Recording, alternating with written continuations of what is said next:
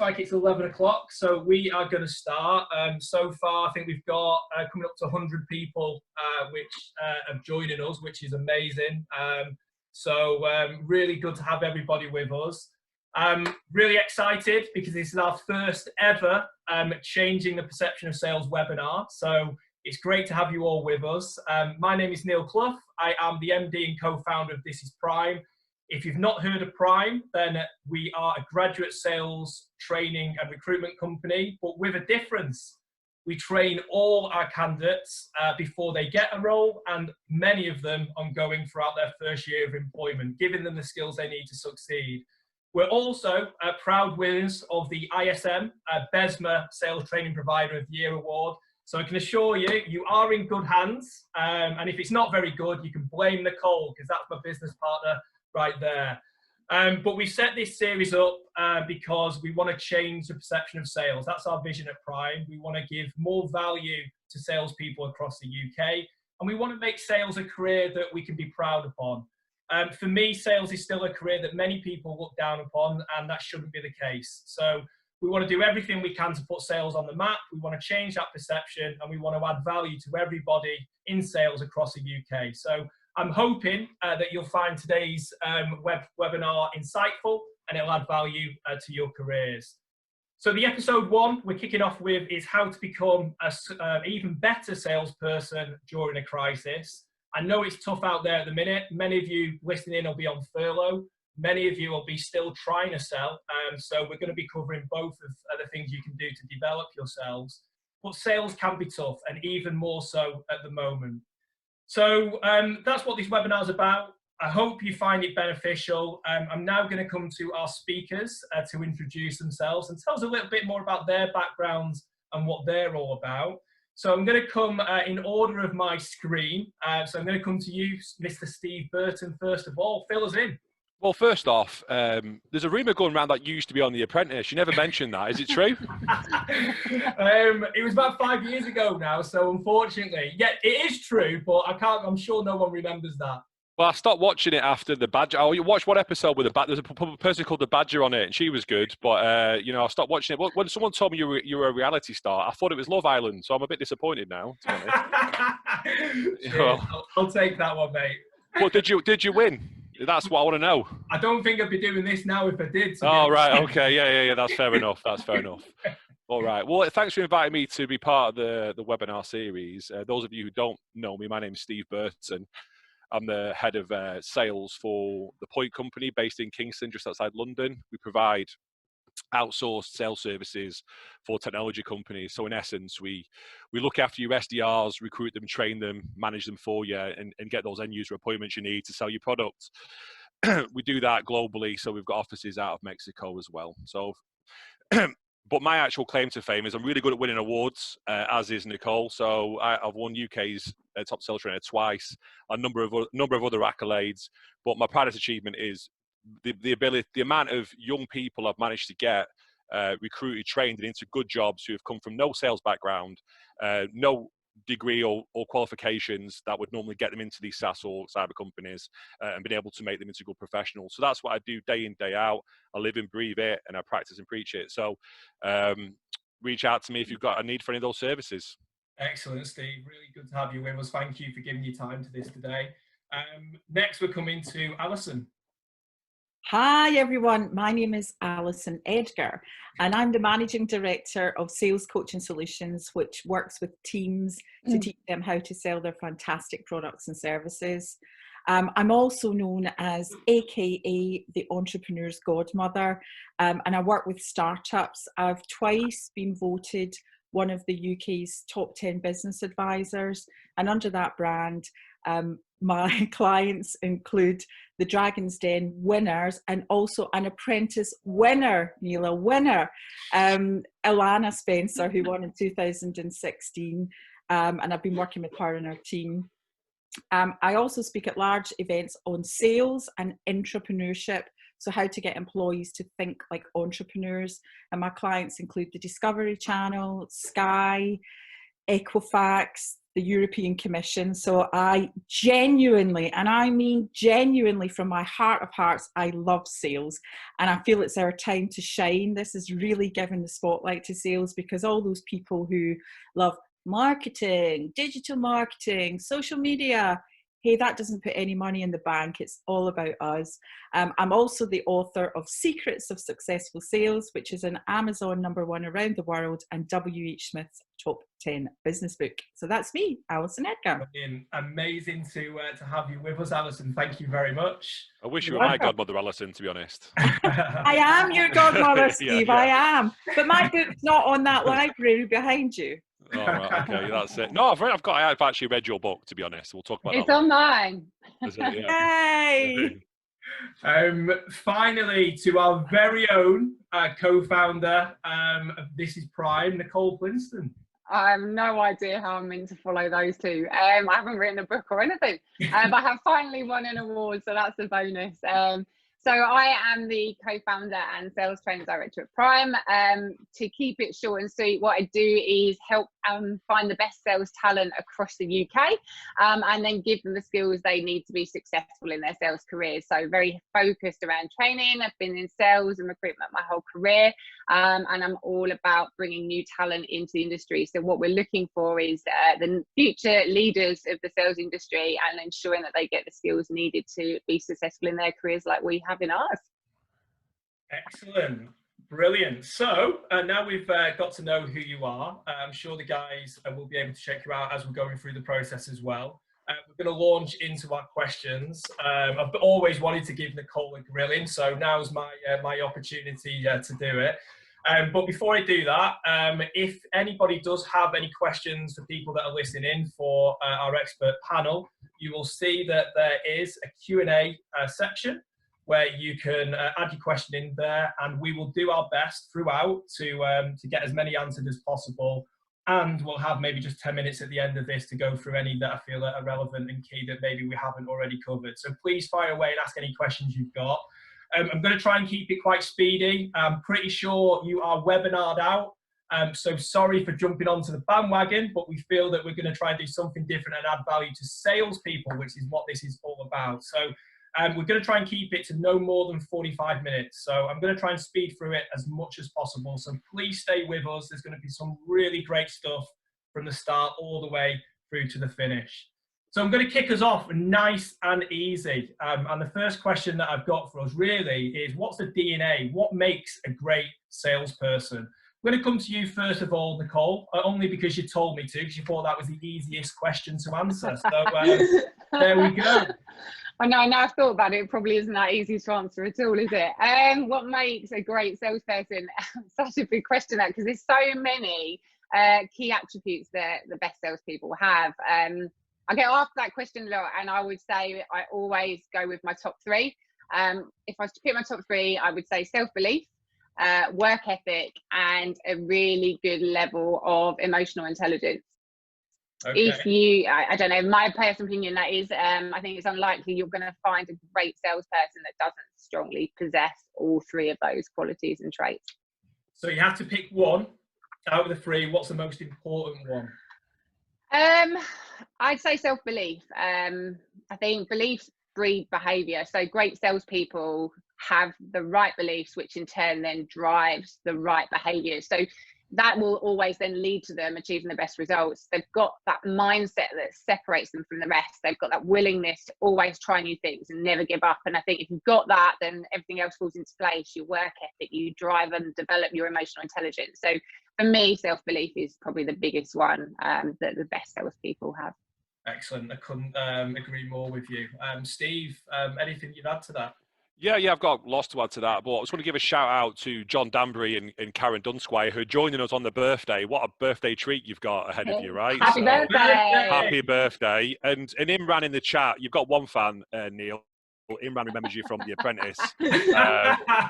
He says he also follows you on Facebook and Tinder, so be careful of that guy. He's gone now. Oh, anyway, there we go. That was quick. A bit about my apprentice experience. As quick as that, mate. Imran, thanks for bringing that to our attention. Appreciate it.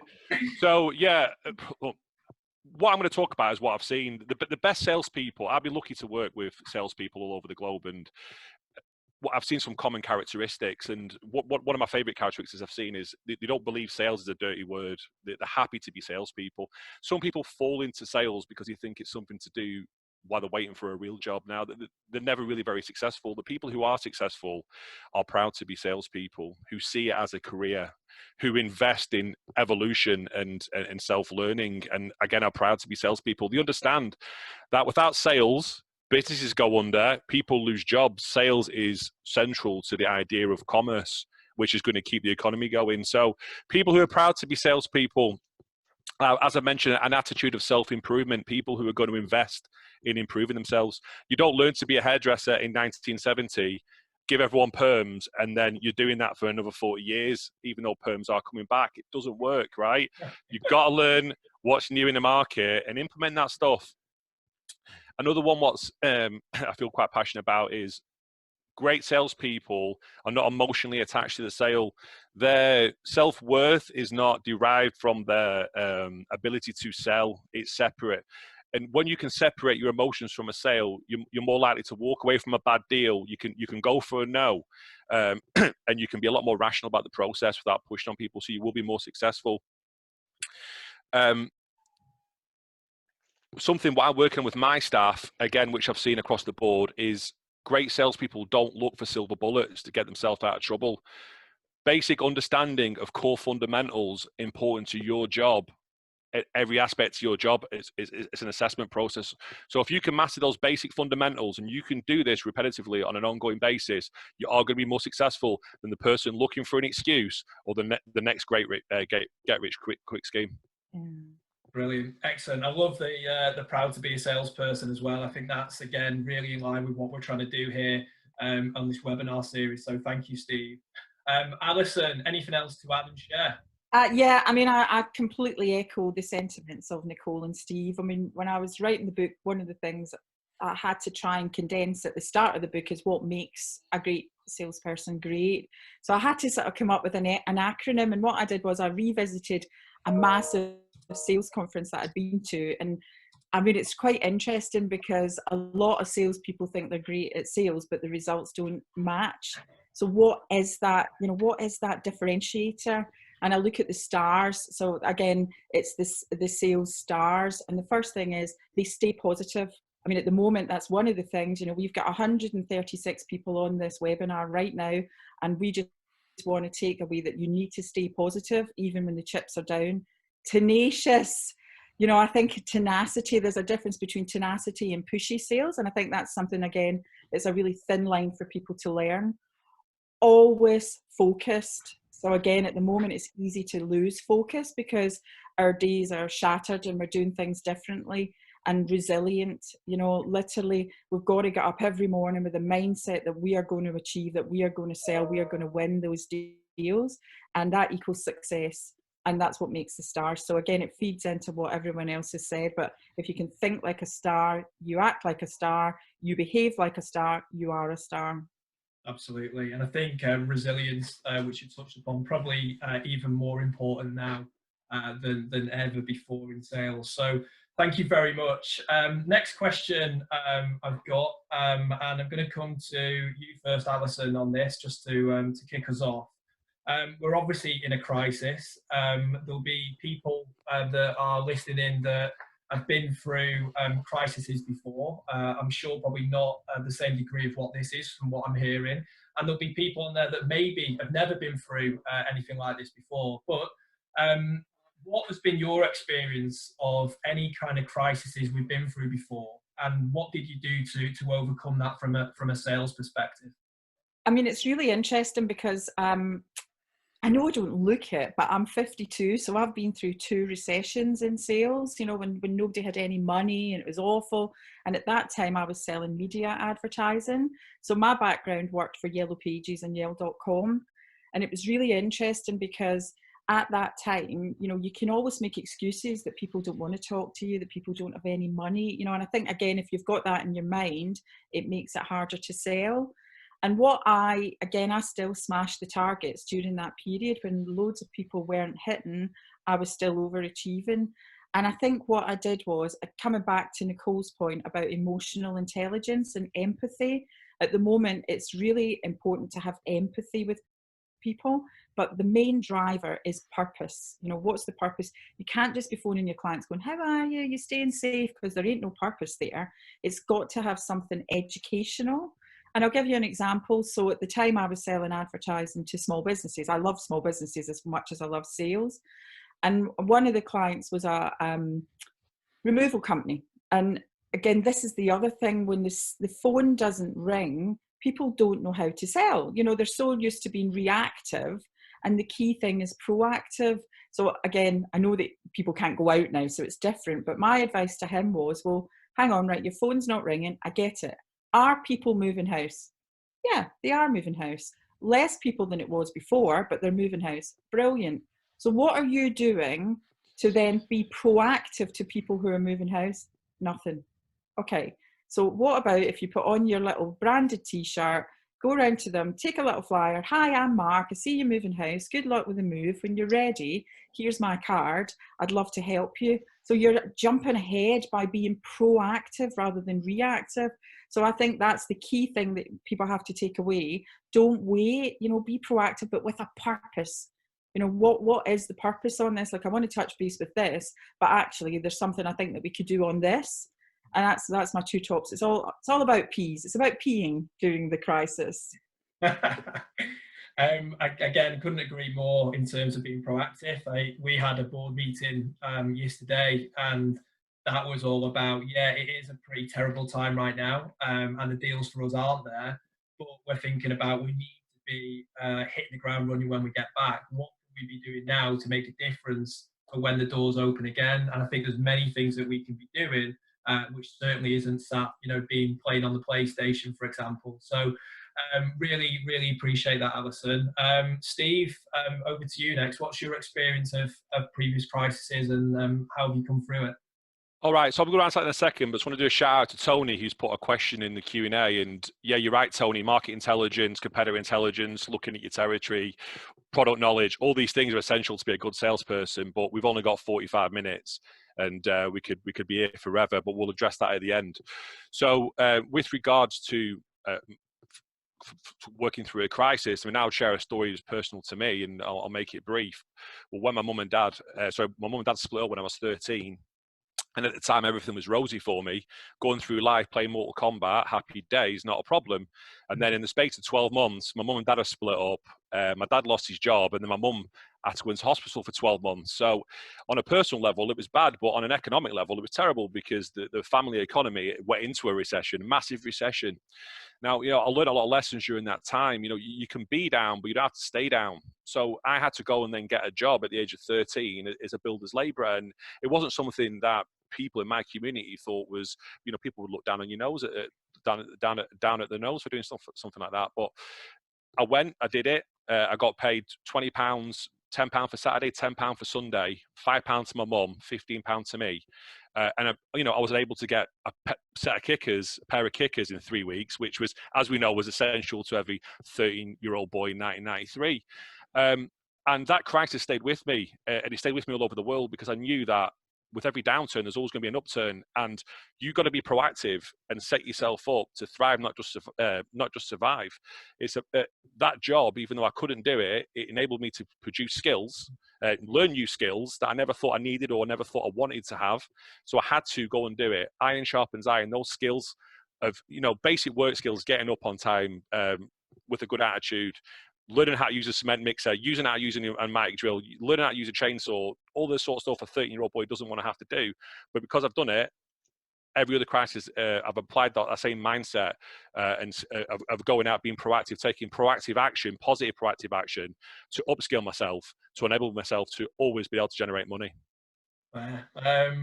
What advice would you give then to people, Steve, that I suppose have never been through a crisis before? Because this is all new. It's new territory.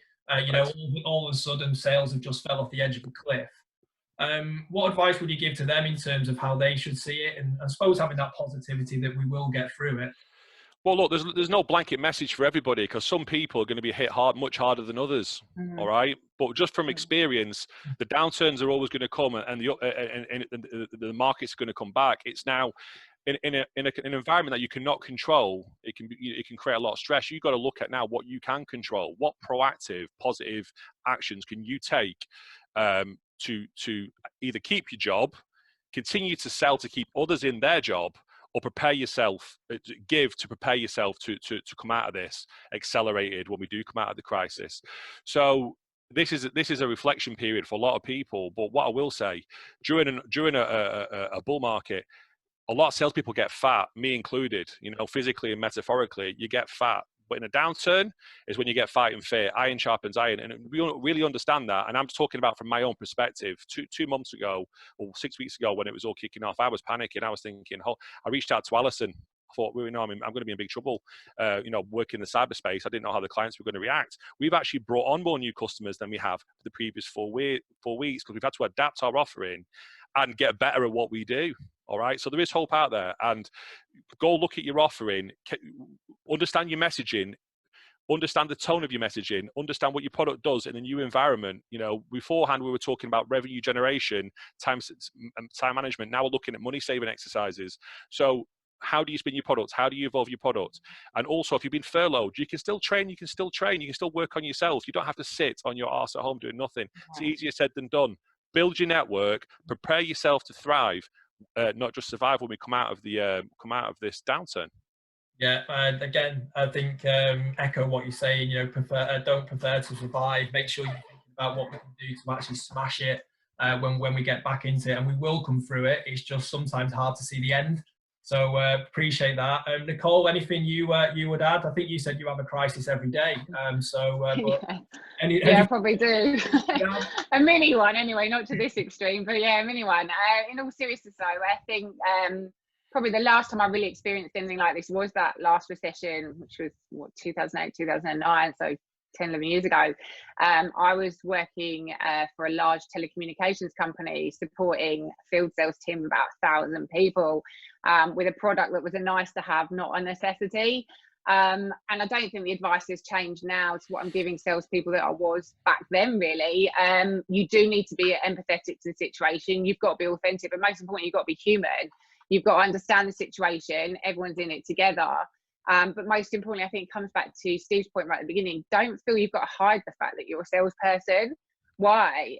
All you're trying to do is just change people's perception of what a salesperson actually is. So you're not there just to sell. You're there to help provide a solution. So we adapted the strategy of listen to what our customers are saying. What are they saying differently now than what they were saying a year ago, 2 years ago? And let's adapt to that. Let's innovate. Now's a really unknown world for many of us. So we have to listen to what our audience is saying. What are their problems now that they weren't before, and help them find solutions. We've got to change as much as they have. So they may not be able to buy right now, but they'll definitely remember you if you keep laying the foundations, building the groundwork, doing something that's of benefit to them. So I guess for me, it's all about still being proactive. I think as the guys have already said, but adaptability is going to be key, and don't shy away from who you are and what you're about, but just be authentic and be human. I think one of the biggest lessons I learned in the recession last time was don't ever hesitate. Hesitation is the kiss of death. As soon as you start to question what you're doing, you stop acting. Yeah. You've just got to act with self-belief and the knowledge that you can add value. You just might add it in a slightly different way right now. People will always be buying. They just might not be buying at the same volume as they were before. Their hesitation's there. The reason for their buying might change, but ultimately it's all about maintaining what you do and just developing your skill set. So as things change, be creative, change with it, move with it, and you've got more chance of selling than people that are starting to panic right now. It's all about driving forwards.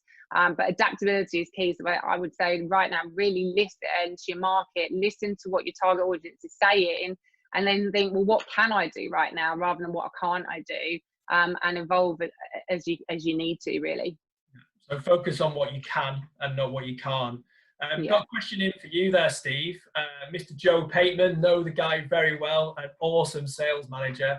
I don't know if you can see the question, but it says, what's a good sensitive opening line stroke icebreaker for a prospect right now during this crisis?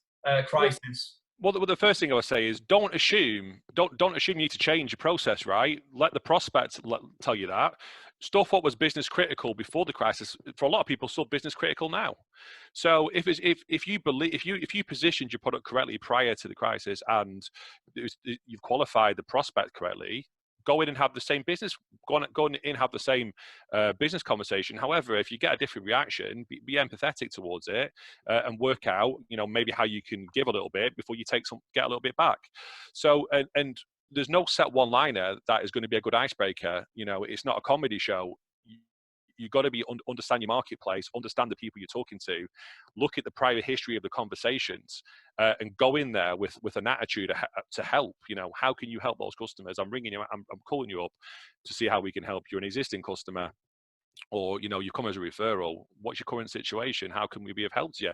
Maybe you're not selling them anything. Maybe you're going to do an intro for somebody. Maybe you can help them. Maybe you can provide something that's going to buy a little bit of goodwill to you in the short term, and you're going to cash it in later down the line. So you don't have to think immediate, but don't assume people are not buying in the same way as they always have. It's okay to keep selling. Like I've said, salespeople need to step up and sell to keep people in jobs and save the economy. I sound like Boris Johnson. I'm not trying to save the NHS. I'm trying to save the economy. Salespeople need to step up, sell products, keep people in jobs, and that will save the economy. I actually took that from Jeb Blunt. He's my hero. So thanks for that line, mate. Yeah. What would your approach then, Alison, to be selling right now? Because there's a lot of people that are obviously still out there selling. Not everybody's been furloughed, although I suggest a lot of people have. Not everybody has. So if you're still selling right now, what should be your approach? Because I'm kind of thinking about this myself. You don't want to kind of be insensitive, but at the same time, like Steve was said, you still got your job to do. So what would be your approach right now to sell? Sorry, don't assume you're being insensitive.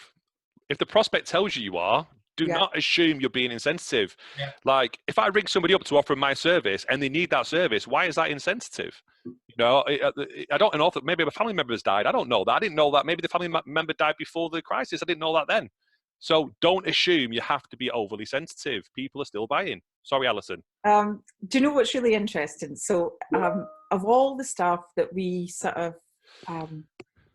teach, so if I'm working with a team and, there's loads of, the experience that we've got in the room, that are even sitting watching us, there's massive experience, but there's just one thing that I think is the golden nugget to sales, and it's how you do your intro, and it's everything else, and it's open questions.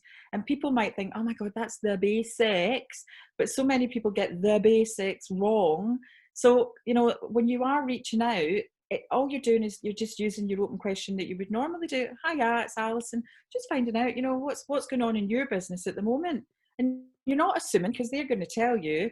And I've got clients that are flying at the moment. They're, again, because I've got a various markets from startups all the way through to conglomerates. Some of my clients have pivoted really well.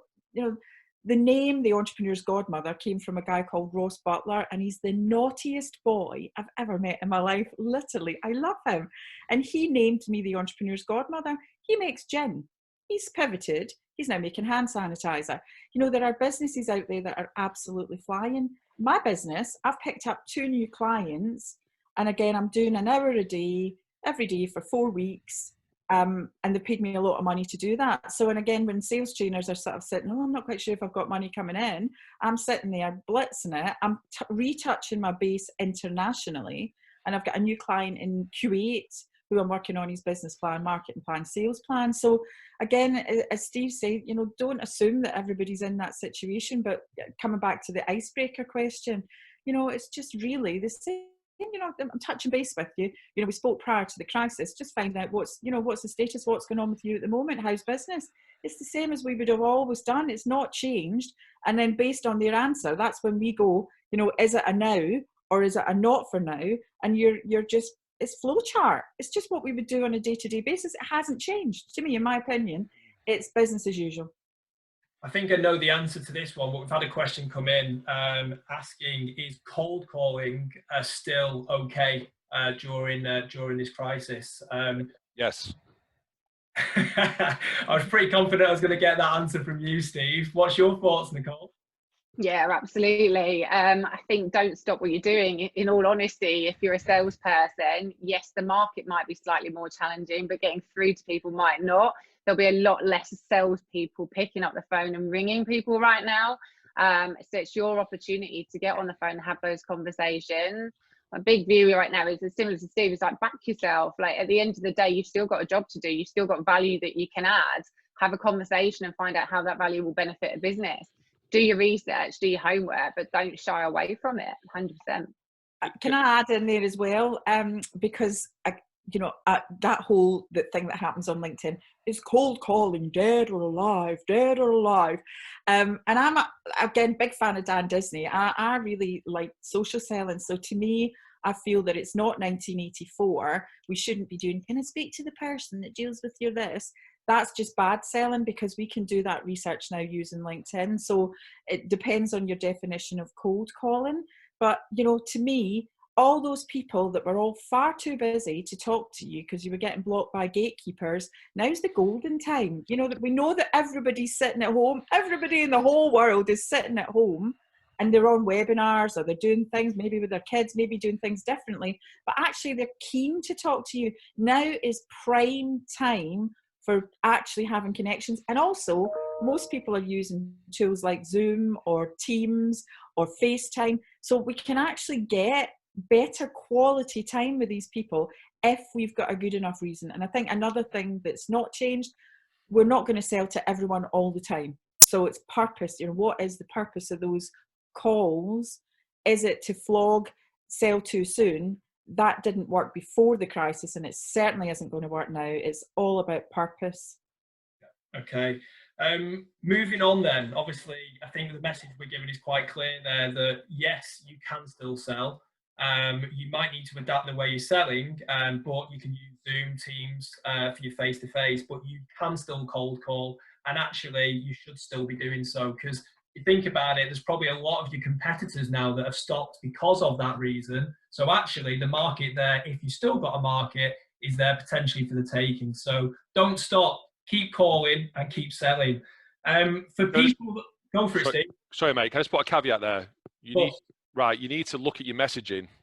So right, to cold call people, I believe I've got a full team of people doing it globally, and we're getting better results than we did 4 weeks ago. It's okay to cold call if you've got a valid business reason.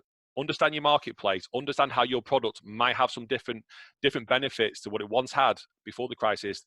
As I've mentioned, people looking at money saving now, they're looking at money saving before they're looking at revenue generation, they're looking at money saving. Like, understand what your marketplace, how it has changed. If it's insensitive to call it up hospitality, but you have other verticals that you are now strong in, manufacturing, etc., you're going to have to change your messaging to reflect your new perfect customer profile, not the total addressable market. So review your messaging. It is okay to call people. Invest in data, right? My advice, have a look at Lucia, have a look at Zoom Info. You're going to get some mobile. It's all right having DDs. People aren't picking up. You're going to have to get some mobile numbers. LeadIQ and Lucia are great for that. And I don't get a referral fee for saying that. That's what I'm using. I'm telling you straight up. Like I said, but understand what is resonating with the people. You can't keep using the same elevator that you were using 3 weeks ago. Evolve it. Show some empathy with your questioning techniques. If it's not the right fit for the client now, you need to back off from the deal. However, the people who fall out your pipeline, you need to put some new people in your pipeline, and they are out there because some markets are now thriving. So go and find them. Brilliant. Yeah. Thanks. Can I just jump onto the back of that, actually, because I think it's so key, like, about being smart right now and prioritizing your time effectively. We were talking about this yesterday on a board meeting, like, look at the market sectors that are being impacted less right now and invest your time into driving that sales funnel in that direction. And yeah, there's going to be certain businesses that you can't sell to right now. And I think one of our team members, KG, said this last week, is be a classy loser. If you don't get the deal, still open up the relationship. Don't just walk away because they can't buy right now, it's probably due to the climate. So be classy about it, manage it effectively, build that relationship still, because when they can buy, they'll buy from you. Just going to move on now, quite fittingly though, there's obviously people that have been furloughed. Obviously we've got a number of our team at Prime that, unfortunately we've moved to furlough for obvious reasons. And being really honest, that was tough for us to be able to go down that, but at the same time it's probably as tough as well for many other people out there on furlough. But I see there's an opportunity because, you know, when else in your career are you going to get, you know, 10, 12 weeks, whatever, to develop yourself, you know? So there is the opportunity to come back better versions of yourself than you were before this crisis happened. So the next question, I'm going to involve these into two because there's a couple of other questions I'd like to answer there off the Q&A. What can people be doing to come back a better salesperson in terms of developing themselves right now if maybe they are on furlough? And I'm going to come to you, Nicole, first of all, for that, because I know we've done a lot of stuff at Prime. Yeah, I think if you've been furloughed, don't waste your time that you've got available to you now. Invest your time into three things: personal development, professional development, and your BD strategy. That would be what I would do. Personal development, things that are going to make you feel good. So there's things that you'll have always wanted to do but have never found the time to do them. Now is the time to do them, whether it's learn a language, learn to cook, run, whatever it might be. Neil, for you, write a book. Whatever it is though, now is the time to do it. Just don't procrastinate, just get it done. But from a professional development, look at what your skill gaps are, be honest with yourself and go, where do I fall down in the sales process? Where could I really improve? And if you're not entirely sure, go and ask your manager, go and ask your director, and just sort of say, look, what could I be working on right now? So when I do come back, I'm even better than I've been before. And when you know that, find proactively ways to fill those gaps, whether that's reading a book or looking at a webinar or speaking to people, speaking to colleagues.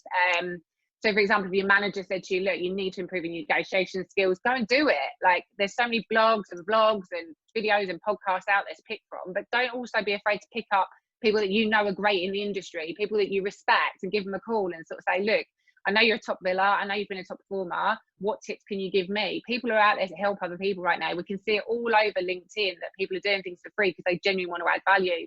So think about where your skill gaps are and work on them, because you don't want to go back into a tougher market, which probably will be. Your market will not be the same as it was when you left. And then you sat there with the same skill set. You need to drive that skill set. And the other thing I'd say is work on that BD strategy. If you are furloughed, like we sit there every day and we never have enough time in the day, be proactive now, do your research, connect with the right people, identify which industries are most likely to rebuild quicker when we're all back up and running. So then plan your strategy around that, find those opportunities, have those conversations now, and also share relevant information. So what you're finding out, share it with other prospects. But most important thing right now is get yourself noticed, but obviously in the right way. So don't just sit around and waste the time, invest into it, because you're probably not going to get an opportunity to invest in your development like you are right now. That's what I would say would probably be my focus. Cool. What would you add to that, Steve? Right, so to be real, if you're one of these people who've been furloughed and you just thought, I'm just going to sit at home eating baked beans, this is great for 4 weeks, and chat to people online, just don't come back into sales. You need to have a bit of time. I mean, this is the reality, right? You need to have a bit of time for self-reflection here, because there are a lot of people who are not in the right job, okay? And this is a great time to be sitting down and thinking, no, I really wanted to work in SeaWorld feeding the dolphins. I'm going to go and do that, right? So invest your time in doing that.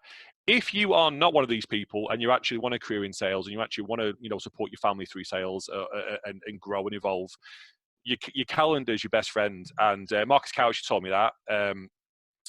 Diarize events in your calendar like you would be doing if you're at work, okay? You're not allowed to work, but you can work on yourself. So diarize time for network building. Optimize your LinkedIn account, build your network massively. And that could even be down to recruiters, because if you don't come back into the same field, you want to be ready to rock and get back into another field. So you should be reaching out to these recruiters now, okay? Preparing yourself. Have you got your CV sorted out?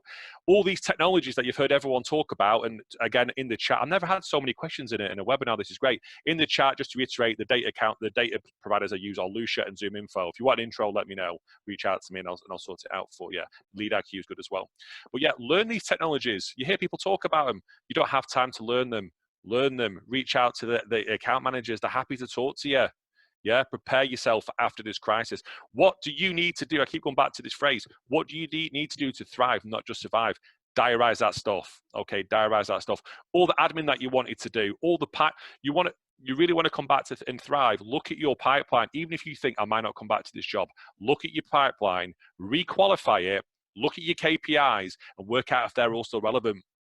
Get ready for that phone call from your boss who says, let's get going, let's get rocking. And you're going to say, I've looked at my pipeline.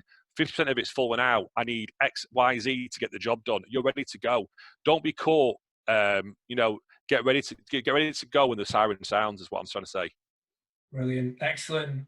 Be ready to thrive, not survive. If you did write a book, then that is definitely going in there. You can't do that because again, it's Jeb Blunt. I've stole it from him. So there you go. Nice one. Alison, what would be your advice for people to come back better salespeople than they were before? So again, I reiterate that Nicole and Steve's points are bang on. I mean, for me, one of the things is we look at a good sale. Like, I love sales and I refer to everything like sales, and I live my life like it's a sales call. And one of the things, to get a successful sales call, one of the things I talk about is setting the table. So if we're going out for dinner, you've got a little fork, big knife, small knife, and a fork and a spoon. How many course dinner are we having? We know we're having a 3-course meal, and that's what makes a successful sales call. And that's like your diary. So like, to me, I put a post out this morning because before I go to bed at night, one of the things I do is write, what song am I going to play tomorrow morning that's going to get me in the mood? So today it was Elbow, A Day Like This. So I wake up and I go, right, draw the curtains back. A day like this will see me right. So I think setting time for things like that to really motivate yourself first thing is brilliant. Definitely educating, and it's really interesting. I can recommend a great book called Secrets of Successful Sales, of course. Who wrote that? I don't know, some entrepreneur's godmother. But currently I am 32,000 words into my second book. So when we come out of lockdown, I'm ready to rock and roll with The Art of Getting What You Want. So I'm pivoting into mainstream to teach my things, not just to salespeople, but to everyone. And again, another thing that I would add to what the guys say is the bank of give back. I live my life and I feed 3 banks. I feed the bank of cash because that's what sustains the family. The bank of give back because it makes me feel really good. So again, one of the things on give back, I've got a free course called Sell to Anyone, and the code is positive. We'll put that out with the follow-up link. So I feed that and I feel really good. So I'll give a wee bit of mentoring time, or, I obviously can't give too much because I'm working and getting paid, but I feed that bank. And then the other bank is the bank of faffing around. I love to faff around. So I set times, I'm going to do that with the family, or I'm going to have a chat with my friends. And I think it just detracts me from the big issue that's going on at the moment. And again, it's about, exactly as Steve said, allow times in your diary to learn those new skills and mindset. I mean, at the moment, I'm reading The Chimp Paradox by Dr. Steve Peters. And also, again, things around personal development, which I know will help me around sales. So that's what my top tips. Brilliant. Obviously, we're coming up to our 45 minutes. It's been really, really good stuff. So I am going to carry on just for 5-10 minutes longer because there's a lot of questions here, but I promise we'll keep it just to 10 minutes. I just want to fire into a couple of these because I think there's some really powerful kind of advice that's needed here. And I'm going to kind of ask the question first of all, is from Adrian. How would you recommend responding to clients that are asking for a discount right now? Because I would imagine that again is happening quite a lot. People trying to push for further discounts. How would you approach that, Steve? Well, it completely depends on the context of the relationship with the person you're dealing with, and obviously the size of the deal and what you're looking to get out of it. I have actually had a couple of clients who've just come back to me and try and renegotiate on an existing contract. We said no, okay, because they're just doing it to try and take advantage of the situation. However, if you're trying to bring on a new client and it's something that you're looking to build a relationship and it's within your powers to help that person and you believe it's legitimate and for the greater good of both companies, and it was something you need to look to consider. I'm not advocating discounting on every level, because why would you hire a sales trainer to train all your people to just discount? That's not what I'm saying, but take it on a case-by-case basis. No blanket answer to this. Some people we're looking to profiteer on a crisis who don't need to be discounted. Some people, like I said, the phrase, give now, get later. So, give a little bit now with a view to, look to get a deal later, but you've got to assess it on a deal by deal basis. And also, does it make sense? Does it stack up for your organization? If the answer is no, then you're not going to give a discount. Yeah. Can Brilliant. I add on to that one as well, Neil? I've got 2 words on that one. Kenny Rogers. You got to know when to hold in, know when to fold in, know when to walk away, and know when to run. It's business as usual. And again, I'm still selling. And I've got a client that I was working with, and it's added value. So I've got products. I can put the online courses in, the books in. And I had to jump a little bit on price because ultimately I was going to lose it. So again, it's Kenny Rogers. It's business as usual as far as I'm concerned. You just got to know when to hold in and when to walk away and when to run. Cool. Nicole, another question's in here from sales manager in a retail business. Mark, obviously retail's been hit massively hard. So what advice would you give for the staff that are on furlough as a manager, as a sales manager, to motivate your team while they're on furlough? I think engagement's key. Again, time we've got now is time we're never going to get back. So we've got a number of people on furlough in our team, and we have a really structured week. Every Monday, Wednesday and Friday, we catch up. So Monday morning, we have a team call and we go through what their objectives are for the week. And they each come to the call with 3 key things they're going to achieve that week. So personal development, professional development, BD strategy, whatever it might be. So they present their top 3 things that they're going to achieve that week. So they've already then committed to doing things that week. Wednesday, we do a training session. So we do a webinar for about 60, 90 minutes on a subject that's relevant to selling. So this week we did one yesterday that was on the perfect sales pitch. Last week it was about driving your personal brand online. So things that are really going to help upskill them. We've got the tools to do that. So let's share that with them. And then on Fridays, we have an end of week catch up. So they get like a 1-minute slot to present what have they learned that week from the webinars or the podcast or reading that they've done, so they can share that knowledge with other people. We also have a bit of a team quiz, beers on a Friday, just to keep people engaged. But it's about ensuring that you might not be able to do your job right now, but you can do other things that will make you better at your job when you come back. And I think it's all about your development. What we hear so much in the workplace is, I need more training, I want more training, I want this, I want that. Now's the time to give it. If you're on furlough, don't waste that opportunity. Like Steve said earlier, if you're sat around doing nothing, then sales definitely isn't the career for you. Salespeople are great salespeople because they invest into their own development. They want to be the best. They work out where their skill gaps sit and then they work on those, but they're not afraid to go and ask other people to help them. There's so much advice, there's so much help out there. Jump on it, use it, and take every opportunity that you've got. So as a manager, I'll be driving that mindset of, listen, let's make ourselves the best we can be. So when we come back, we're better than everybody else that sat around on furlough and done nothing. We're going to be the strongest team out there. We're going to be the best team out there. We're going to back ourselves to do it, but we're going to upskill as much as we possibly can in the time that we've got available. No. Steve, a question for you there from Talia. What's your advice for a graduate who wants a career in sales that they can be doing over this period to stand out? All right, so I interview graduates all the time, and one of the things I've noticed is, for whatever reason, they're not teaching people how to optimize themselves on LinkedIn at university. Don't know why.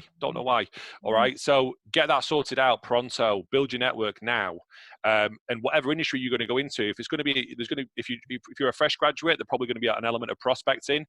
Learn how to prospect now. That's a skill that's going to stay with you throughout your entire career, and you're going to be able to sell yourself out of trouble. I mean, that's one thing I've always been able to do, and it's held me in good stead all over the world. If you can prospect, people will always pay you money to generate their money. So learn the tools associated with prospecting. Those tools will get you hired. If people don't have to spend weeks, months getting trainers in to train you how to use your sales stack, you're going to be an easier hire. So learn your sales navigators in this world. Learn your Zoom infos, your Lucias, your HubSpots, your sales lofts, your outreaches. The list goes on. There's a million of them. Find out which ones are unique to your industry. Learn them in advance. You don't have to pay to learn these things. Each website has got videos. You can download a free trial, utilize it, get it done. Optimize your LinkedIn to reflect the job you want, your dream job, the job you want now or in the future. Build your networks. Recruiters should be stockpiling candidates ready to go when the buying frenzy starts, when we get into an upturn. So reach out to good recruiters, get on the books, have conversations with them. They'll be wanting to place people. All right, get yourself ready for success. All right, take some positive, proactive action. It's not woolly. It's the basics, and basics are boring. And again, Jeb Blunt, I'm stealing your lines. Boring gets the job done in a crisis, all right? So get your basics down, get it right, and don't wait for someone to give you a handout. Take some action. Well, and Alison, question for yourself. How do you find numbers to cold call if obviously no one's in the office to be answering the office numbers right now? I mean, I think Steve answered that with the tools because, and again, that was new to me. I didn't, because again, I tend to warm a lot of things up on LinkedIn. So I'll be having conversations. Yeah. Because I'm going in at sort of senior level and they're buying me, because if they want me to speak at their event or they want me to deliver the training, they're buying me. So I tend to warm it right up, and then it sounds a bit odd, but the way that I position the call, the conversation on LinkedIn, they then ask me if I can have a call. So to me, again, more of the cold calling stuff is the stuff that Steve's already mentioned, because I'm more of a social seller. Well, there's another question in there as well, Alison, and I'll ask you all for this, but if you could give one book to read or one YouTube channel or blog or podcast, and you had to choose just one of either of them, which one would it be right now for salespeople? I think a lot of my stuff is, I like to get to the bottom of why are we feeling like this? Why? So to me, you know, where we started around what are the key attributes that are around mindset, positivity, always being focused. And that's why I'm loving the chimp paradox, because a lot of the stuff that is in there is around how your brain works. Yeah. And he talks about the human brain and he talks about the chimp brain. So all the paranoia stuff, all the, oh, why should I bother doing that? I'm on furlough. I might as well just sit and play on my Xbox. That's not your logical brain that's saying that. That's actually like the chimp brain, the way that he explains it. Mm-hmm. So to me, I think I really like to understand the why. Why do we think like that? Why are we doing that? Why? Because when you know the why, it's again a bit like selling. You've discovered the need in your head, and when you've discovered the need, then you can match the sale and sell to yourself to do these things. Because I think a lot of it is motivation. And you know what I would love to say in this point, you know, because I know we're nearly finished, but you know, ultimately everybody on this panel is a sales trainer, and in theory, you know, you could think, oh, we're all in competition with each other, but actually I love you guys at Prime. I adore the stuff that you do. I adore Steve. And I think another thing that really gets us through this is collaboration and sticking with people that get you. You know, you find your own kind of person, and if that's what you need to motivate you or give you hints or give you tips, because even for me, you know, there's a couple of things that Steve mentioned today that I'm thinking, oh, I didn't know that. Always be learning, be inquisitive. And I think, to me, the chimp paradox, I know it was a long answer, but the chimp paradox by Steve Peters is my book of the moment. Cool. Final question then for you, Nicole. What would be, we've talked about the 3 top characteristics for a salesperson, got maybe a budding sales trainer here. What makes a great sales trainer? What would be the top 3 for that? I don't think you can differentiate between the two. Like, if you're a sales trainer, you've got to sell to your audience. So you need that buying, you need that engagement. So it's the same skill set, really. You need to be able to understand the needs and requirements of the people that are in your audience, and then be able to tailor your delivery to them. I think credibility is probably the one thing, though, and something that's probably stuck with me through my whole entire career.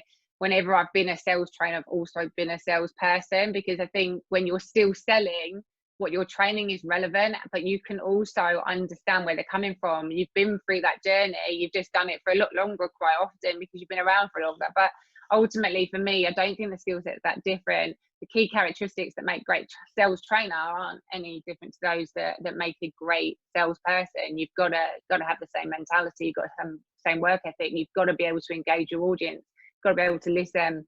But also you've got to be authentic as well.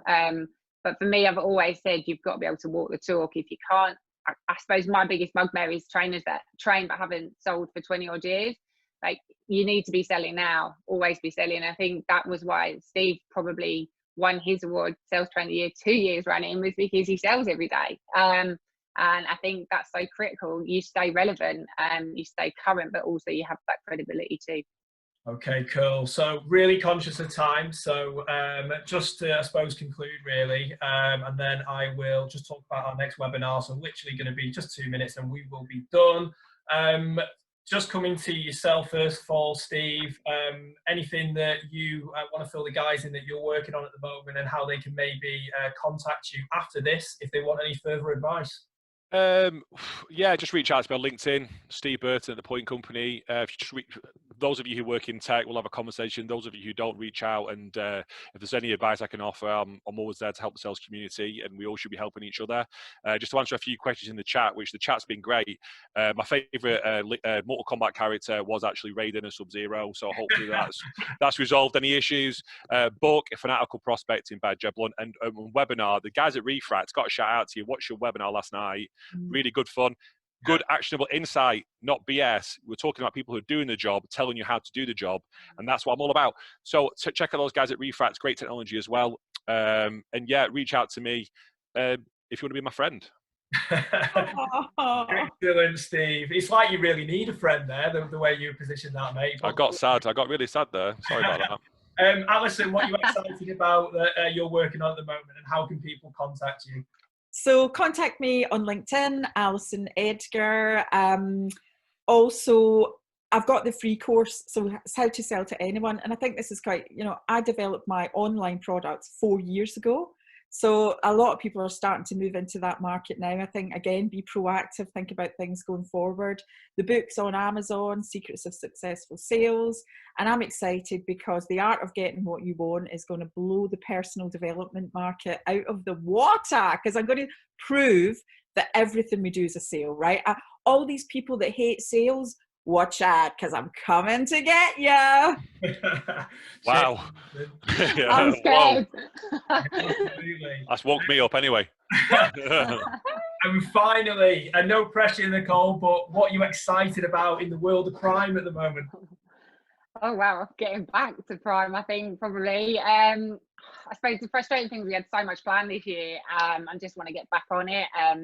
It's exciting. We're in our 5th year, and we just completed our 5th year, and we hit our 5,000 mark of number of candidates trained through our process, which was amazing. But something we're now really looking to expand on massively by going regional. So we're going to be launching in new cities across the UK this year and helping more businesses grow their sales teams with the best training talent in the market. So that's exciting. We're also launching our new Prime Sales Academy, so businesses can actually utilise our training throughout their first full year for their trainees. And our last one, which I probably should leave for you, Neil, is our first public training webinar next week. So I'll let you talk about that one. Cool. Well, thank you very much.